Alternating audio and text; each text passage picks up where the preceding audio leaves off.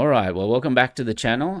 Today we're going to discuss some blue-green heroic lists, so Vigilance Command, that I think are very well positioned in the set 4 meta.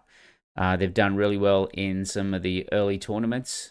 We've seen top 16 finishes, top 8 finishes, and they've even gotten better within the past week with the ban of DJ. I think some of these leaders might be ready for prime time and worth considering taking to your upcoming Showdown or PQ tournaments. So during this video, we're going to discuss what cards have been added during the Jump to Lightspeed expansion that have elevated this aspect combination. However, if you just want the list, they're down in the description, or you can just jump ahead to that relevant chapter that you're interested in. If you want gameplay, I'll also have some links in the video description with some of my live gameplay and some of the videos that I have uploaded utilizing these lists. All right, so let's have a look at what's been added in this aspect. So we're going to be looking at 4 leaders here: Luke, Obi-Wan, Yoda, and Lando. Let's look what was added in blue-green to elevate these lists. We got a lot. Compared to last set, which was extremely underpowered, this set has a number of new cards that have fitted straight into decks and that can compete at the constructed level. So starting with the new vehicles, we've got the Phoenix Squadron A-Wing, which is a good opener for us, 3/2 stats. We've got the Eager Escorted Fighter that goes in some of these lists. It's a 4/1 ambush, basically a removal in space. We've probably got the best card in the set in this aspect, in my opinion, Blue Leader, being able to ambush as a 3/3, and also spending the extra resources to move it down onto the ground to ambush for a 5/5, or even ambush just in space for 3/3, then jump down onto the ground with the extra experience. In terms of the pilots, we got some of the best pilots in the set in this aspect as well. So we've got Luke Skywalker, who we can deploy onto a ship for a cost of 3. And when that ship or vehicle dies, he can drop down onto the ground, getting extra value out of that card. Chewbacca was a necessary card added to Jump the Lightspeed for Heroism specifically. Heroism has always had a problem dealing with the removal in blue villainy, and now Chewbacca gives us that ability to ignore things like Power of the Dark Side, ignore Avengers, and that as well. They must remove him first, so they have to use things like No Glory. They have to use things like Confiscate or just damage to get through that unit. In terms of the ramp, we got 2 very key cards. For me, the Resupply Carrier is one of the best additions to the set. It's unlocked the 7 cost leaders. Now we can play a Resupply Carrier on 6, immediately resource, and then deploy on our next action, our 7 cost leader. It often will surprise our opponents. So that's why I think it's one of the best cards that have been added in the last set. It even unlocks villainy ones, like so Vader, 7 cost leader. You can pop him out a turn earlier. All right, and then we've got the Starhawk, which is a 6/9 ambush, makes all your cards cost half. And then when you've got that on the table and it survives, it kind of is kind of a game ender there, especially when you've got cards like Tech and that there. So it's unlocked a new archetype in the constructed meta. And then in terms of the blue ones here, we've got some utility cards covering the wing, the ability to put a shield on a sentinel or a unit and get extra value out of it, while also spawning an X-Wing. Echo Base Engineer, great for putting a extra shield on hopefully a vehicle, the sentinel that's there. You can only apply it to vehicles, so it's really made for things like Concord, Dawn Interceptors. And Yularen gives us that added flexibility. We can play Yularen down, and he's a little bit on the slow side, but you do get a lot of value if you're not rushed by your opponent. So you can play it down, call shield, any vehicles that deploy after Yularen was played, get shield, or you can flex it in for Grit, Restore, or Sentinel that you need for the existing vehicles on the board. And then the last one is the actual location, the data vault. So the data vault allows us to increase our deck size by 10 cards, and we gain an extra 3 lives. Some of the leaders, like Luke or like Yoda specifically, it allows you to cycle through your deck. Don't really suffer too much of a penalty from data vault. And it's become a key deck building piece, because sometimes against Sabine and that, you're only a few life away from fully stabilizing against them. So that extra 3 life is well worth it for those 10 cards. You've got things like U-Wing and that we know digs deep into the deck. All right, so they're the new JTL cards. As you can see, there's quite a lot of them, 11 new cards that I think fit into most of this blue-green heroic shell. And let's have a look at some lists then. So the first list that we're going to look at is Luke Skywalker. So Stevie Getz from KOTD took this to the Denver sector. He finished in the top 8 to earn himself the Luke Showcase. So the advantage with Luke is that if you can play Undercurve, you can play these units out and then put a shield on it. So if you're putting it for a Concord Dawn Interceptor or a Village Protectors to have an extra shield, or even a Bright Hope, they're very difficult for your opponent to get through. Luke also has the advantage of the Alliance Dispatcher. So if you're able to get that first turn, play the Dispatcher down, put a shield on it. It's a little bit harder with Data Vault because you are playing with 10 extra cards, but that's not to say it doesn't happen there. All right, let me just move the video feed around so we can actually see. So you can see some of the new cards that we've got in there. We've got the Blue Leader. And other than that, it's a pretty standard shell covering the wing. But you can see it's got a massive top end. 3 Lukes, 3 home ones, 3 redemptions, no U-Wing.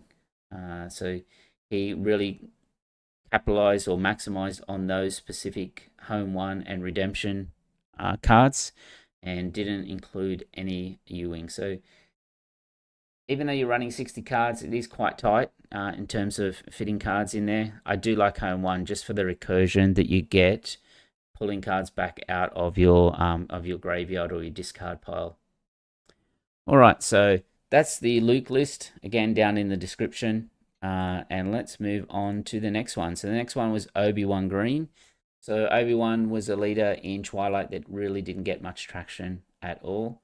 Obi-Wan Green is great against specifically Tarkin Town decks where they're seeking to damage you early on. You can heal straight away, and they're not going to get that sort of first turn kill that they normally get.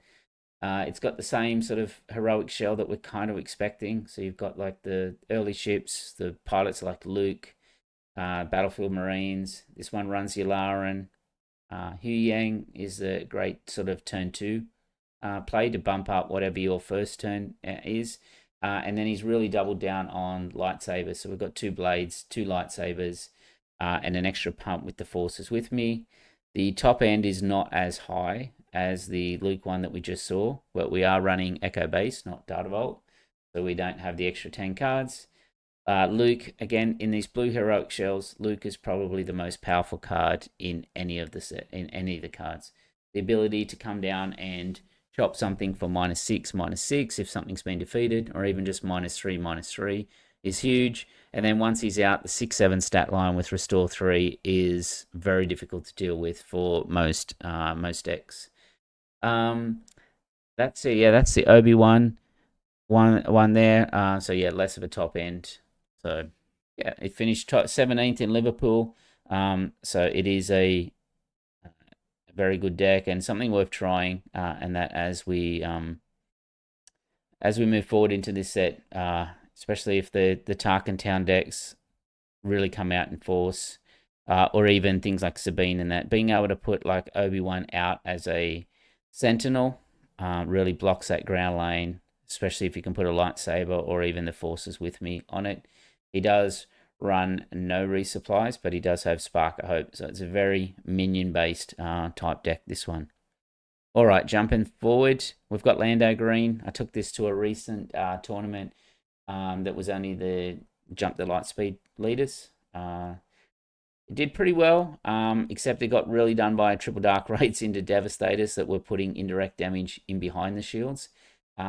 But other than that, being able to play vehicles out or play units between the ground and the space arena, being able to put shields on them, doubling up with things like Echo Base Engineer, Yularen, you can really build quite an advantage. It is an aggressive ramp. We do throw 3 resupplies, and this one also plays the resupply carriers.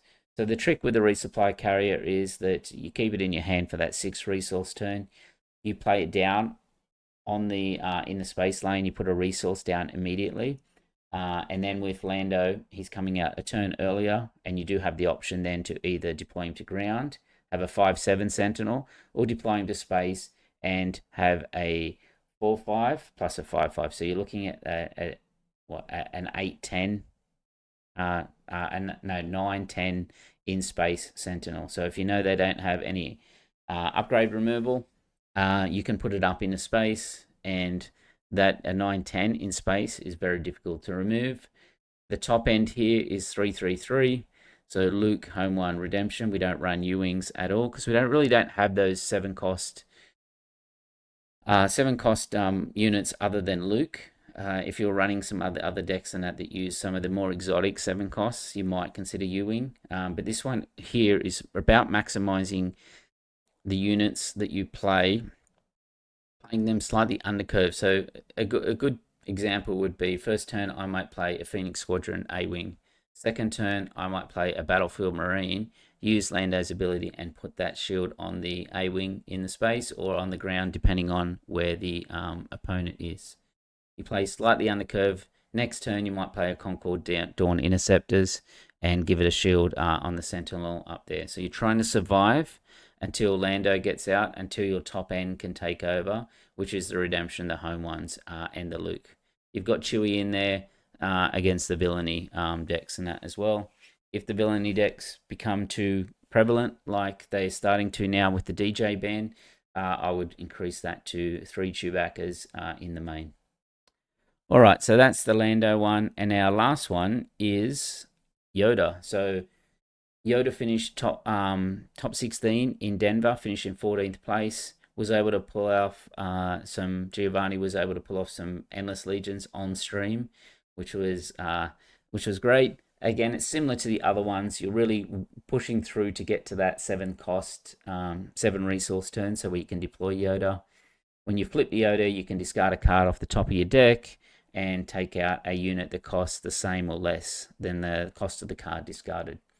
Yoda's ability allows you to fix the top of your deck, so you've got things like You're My Only Hope that you can use to deploy either an early Luke, an early one of these top ships like the Tantive, or if you are towards the end of the game, you can also set up the Endless Legions, which allows you to deploy your whole resource row onto the board.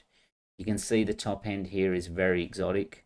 It's got 2 Cad Banes, 2 Tantive, and a Radis at the 7th cost, and then we've got things like Arquidens, Relentless, Out of Aspect, Annihilator. So it does have a massive top end here. So you're really trying to buy time to get through to that. Having said that, we have got some ramp that help us accelerate that path there. So we've got 3 Spark of Hopes, 3 resupplies. This one does not run resupply carrier, which would be worth taking a look at. A smart opponent might deny you Spark of Hopes and basically avoid the lane that you're on. So you're playing on Yoda against Yoda, you really want to avoid the lane that would allow him to maximize his cycle ability with the Yoda ability on the card, so that he kind of gets stuck, because we are running a 60 card deck here, so there's 10 extra cards. But it is a super fun deck to play, and when you get to that top end, it does put a lot of stress on your opponent there.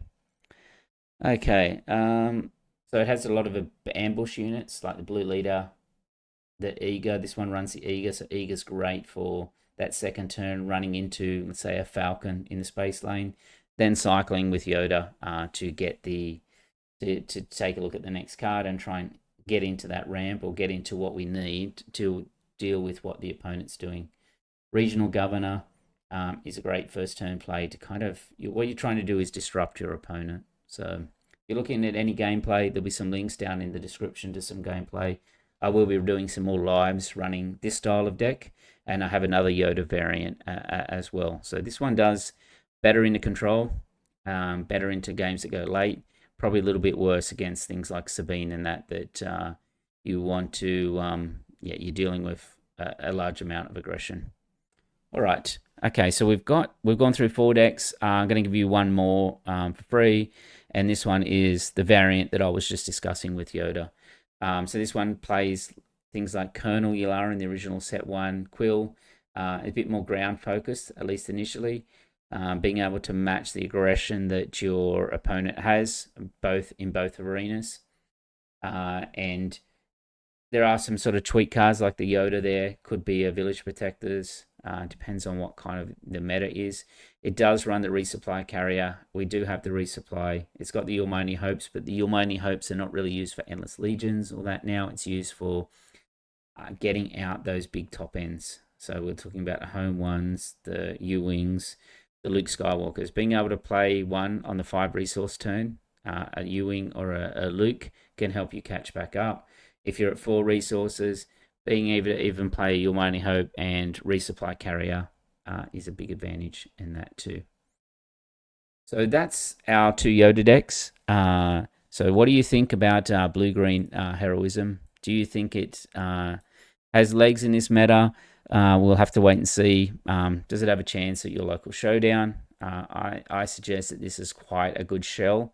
You can have a look at the cards that are sort of unique across the not unique, shared across these 3 lists, and tweak it to your local metal. But the base shared core there, I think, is very strong. So if you don't rate this blue green shell, let's see what you think about other aspects, and you put it down in the comments, and I'll try and dig out some lists and that I think are good in those lists. Next should be a blue red heroic list, set of 4 lists that I think are also well positioned into this upcoming meta. All right, well, that's it for today, and thank you, and I'll catch you next time.